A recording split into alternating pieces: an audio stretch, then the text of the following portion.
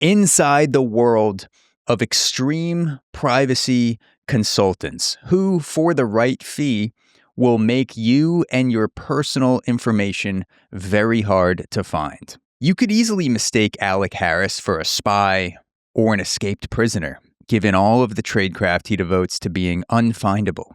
Mail addresses go to a UPS store to him. To buy things online, he uses a YubiKey, a small piece of hardware resembling a thumb drive. To open Bitwarden, a password manager that stores his hundreds of unique, long, random passwords. Then he logs into privacy.com, which sounds like a porn website, a subscription service that lets him open virtual debit cards under as many different names as he wishes. Harris has 191 cards at this point. Holy shit. Each specific to a single vendor, but all linked to the same bank account. This isolates risk. If any vendor is breached, whatever information it has about him won't be exploitable anywhere else. Harris has likewise, strictly limited access to his work and personal phone numbers by associating his main phone with up to 10 different numbers. He has burner numbers and project-specific numbers, a local area code number to give out to workers coming to his house, a dedicated number for two-factor authentication, and a number from a city where he previously lived that he doesn't use much anymore, but is helpful for ambiguating his identity in databases. He has additional numbers that through a fancy hardware modification, even his mobile carriers can't associate with his device. He can also open multiple browser sessions on the phone, each showing a different IP address, which limits tracking and prevents websites from aggregating information about him.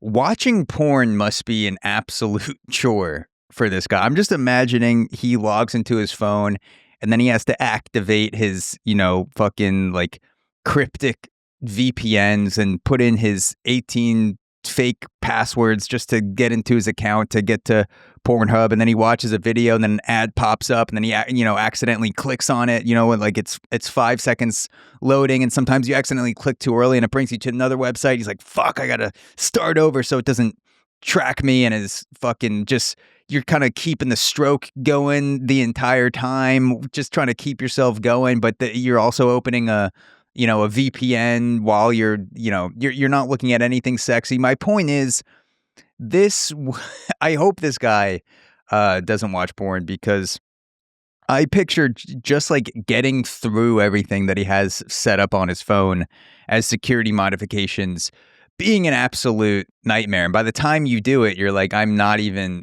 aroused anymore. I'm just gonna, go back to texting my Aunt Judy, who's an absolute bitch that keeps bothering me to come over, even though we saw each other 2 weeks ago and she doesn't remember because she has dementia. So that is what I picture this guy doing. Let's go on. Let's find out a little bit more about Harris's private life. How Alec Harris, which I'm guessing is not a real name.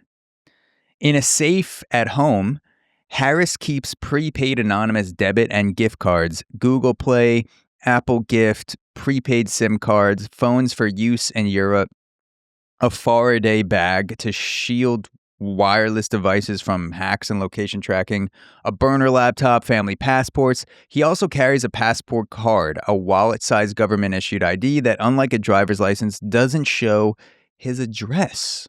When using Uber, he provides an intersection near his house as his pickup or drop-off point. For food deliveries, he might give a random neighbor's address, and after the order is accepted, message the driver, "Oops, I typed out the address wrong. Haha, silly me. Let me know when you're here and I'll run out." If you're ordering Uber Eats, on a regular basis, let's say this dude gets it once a week, and you only have so many neighbors who, like you have the neighbor to your right, neighbor to your left, maybe one down the block. Let's say you're ordering Uber Eats 3 to 4 times a month at the least. And maybe this guy is doing it every other day, because some people, that's just like their lunch or whatever.